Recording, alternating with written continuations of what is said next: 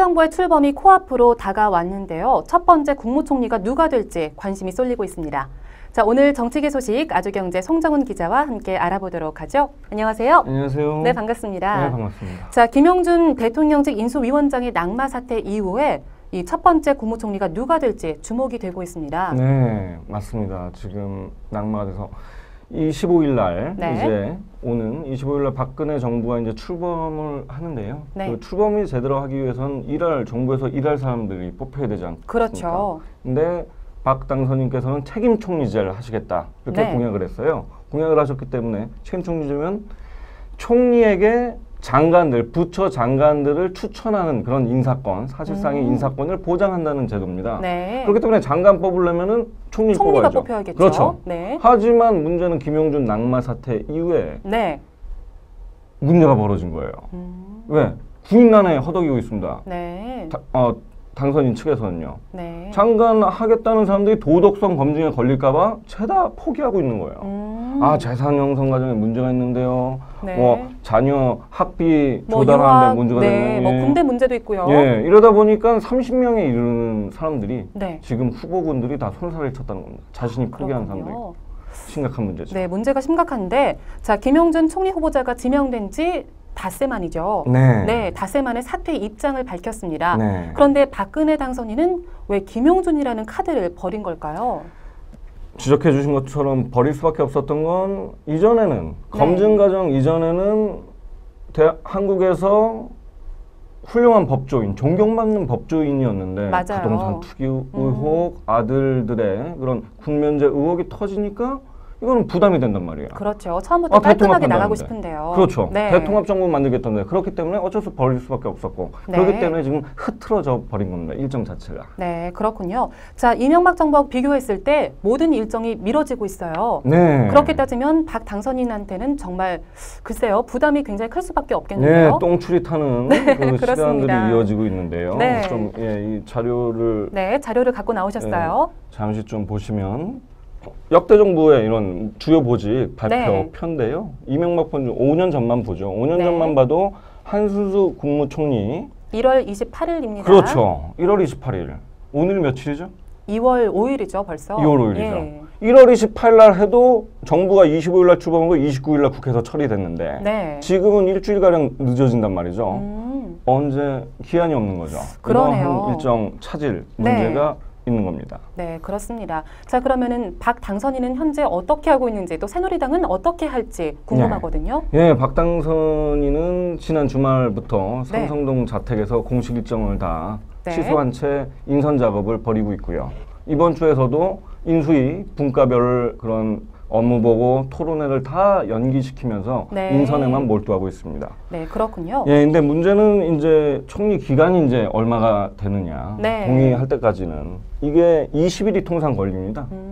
국회에서 이제 동의할 수 있는 기간이 20일 동안 검증하게 돼 있어요. 네. 그리고 청문회를 그러면 열어야 되지 않습니까? 총리는 그렇죠. 인사청문회.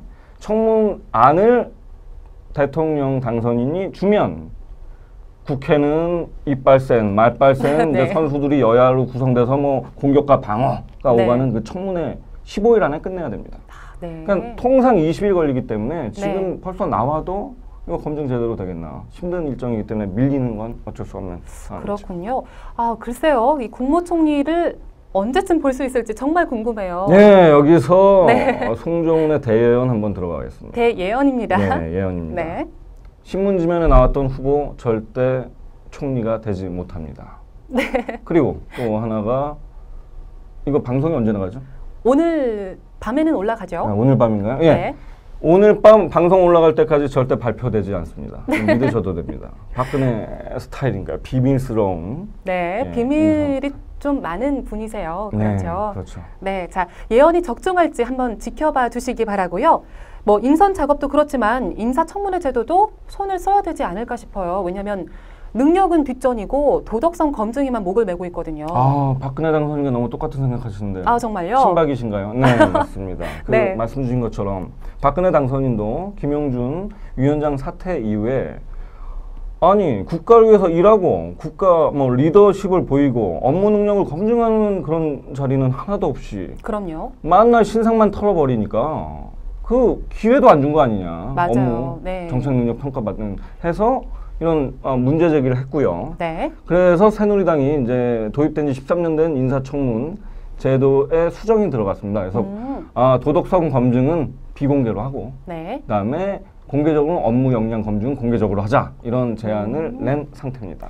자, 지금 말씀하셨듯이 예, 신상 문제는 비공개로 네. 또 능력이나 이런 거는 공개로 한다는 거는 미국식 아닌가요? 그렇죠. 미국식 네. 방식을 벤치마킹한 건데, 그러니까 이건 현상만 네. 보면 미국식이지만 미국은 그렇지 않습니다. 엄밀하게 보면. 네. 미국은 공직 후보로 올리고 인선 지명되기 위해선 통상 6개월 정도의 검증을 합니다. 정말 길어요. 예, 네. 긴 검증. 이거는 대통령직 인수위, 백악관, 공직자윤리위원회, 연방사법원, FBI, 국세청 싹 다 정보기관이 동원돼서 네. 이 사람의 전가, 재산 여부, 그다음에 뭐 문제점 있는 거, 뭐 스캔들 있는 것까지 다 털털 텁니다. 특히 7년간 과거 7년간 이웃들에 대한 평판도 조사도 해요. 어떤 정말요? 사람이 술 먹고 뭐 추태 부리는 사람인지 가장 정확하죠. 이웃들이 예. 보는 시각이요. 이래버리니 네. 이 양반들은 이렇게 철저한 사전 시스템이 있기 때문에 당연히 공개적으로 청문회 아닐 수가 없어요. 그렇죠. 예, 도덕성에 문제가 있으면 일단 정책 얘기만 하는 겁니다. 네, 그렇습니다. 자, 6개월이나 걸리는 인사 검증, 뭐 정말 철두철미한데요. 네. 우리나라는 그에 비해서 정말 짧습니다. 며칠이죠? 며칠도 아니고 인사 네. 검증이라는 것 자체가 없지 않습니까? 그렇습니다. 그냥 질러버리고 네. 이쪽에서는 또 탁탁 털어버리고 이 악순환. 거기에다가 무적적 비공개이고요. 악순환. 네, 비공개고요. 네, 그렇습니다. 자, 지명된 후 낙마 사태가 일어나지 않기 위해서는 뭐 미국처럼 6개월이 걸리면 어떻습니까? 그렇죠.